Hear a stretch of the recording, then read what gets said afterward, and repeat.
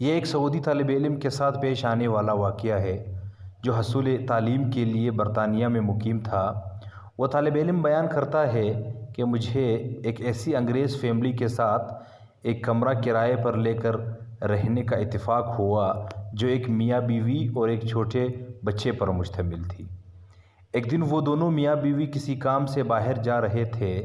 انہوں نے مجھ سے پوچھا کہ اگر آپ گھر پر ہی ہیں تو ہم اپنے بچے کو کچھ وقت کے لیے آپ کے پاس چھوڑ دیں۔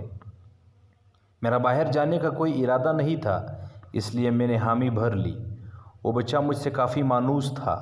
کچھ دیر کھیلنے کے بعد وہ مجھ سے اجازت لے کر کچن میں گیا اور تھوڑی ہی دیر بعد مجھے کسی برتن کے ٹوٹنے کی آواز آئی اور ساتھ ہی بچے کی چیخ سنائی دی۔ میں جلدی سے کچن میں گیا اور دیکھا کہ شیشے کے جس گلاس میں بچہ پانی پی رہا تھا وہ اس کے ہاتھ سے گر کر ٹوٹ چکا تھا اور بچہ ڈر کر اپنی جگہ سہما کھڑا تھا۔ میں نے بچے کو تسلی دی اور کہا کہ تم پریشان نہ ہو اور امی واپس آئیں تو ان سے کہنا کہ گلاس انکل سے ٹوٹ گیا تھا۔ پھر میں نے سوچا کہ اگلے دن ایک گلاس لے کر کچن میں رکھ دوں گا۔ یہ ایک معمولی واقعہ تھا اور میرے خیال میں پریشانی والی کوئی بات نہیں تھی۔ جلد ہی وہ دونوں میاں بیوی واپس آ گئے اور میں نے بچے کو ان کے حوالے کر دیا۔ وہ عورت جب کچن میں گئی اور گلاس ٹوٹا ہوا پایا تو بچے سے پوچھا۔ بچے نے اس کو وہی بتایا جو کہ میں اس کو سمجھا چکا تھا۔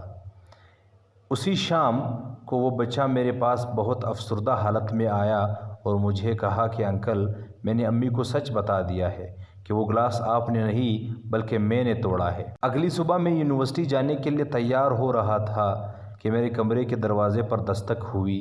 میں نے دروازہ کھولا تو سامنے اس بچے کی ماں کھڑی تھی۔ اس نے مجھے صبح بخیر کہا اور نہایت شائستگی سے میرا نام لے کر کہا کہ ہم آپ کو ایک نفیس اور شریف آدمی سمجھتے ہیں، مگر آپ نے ہمارے بچے کو جھوٹ بولنے کی ترغیب دے کر اپنا وقار خراب کر لیا ہے۔ ہم نے آج تک کسی بھی معمولی یا بڑی بات پر اپنے بچے سے جھوٹ نہیں بلوایا، نہ کبھی اس کو جھوٹ بولنے کی ترغیب دی ہے، لہٰذا ہم آپ کو مزید اپنے ساتھ نہیں رکھ سکتے۔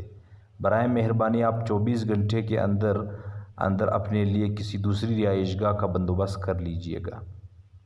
آئیے ہم ایک لمحے کے لیے توقف کے ساتھ اپنا ہلکا سا احتساب کریں کہ ہم میں سے تقریباً ہر بندہ صبح سے لے کر شام تک معمولی باتوں پر کتنی دفعہ جھوٹ بولتا ہے اور کتنی دفعہ ہمارے بچے جھوٹ بولتے ہیں جس پر ہمیں کوئی ملال نہیں۔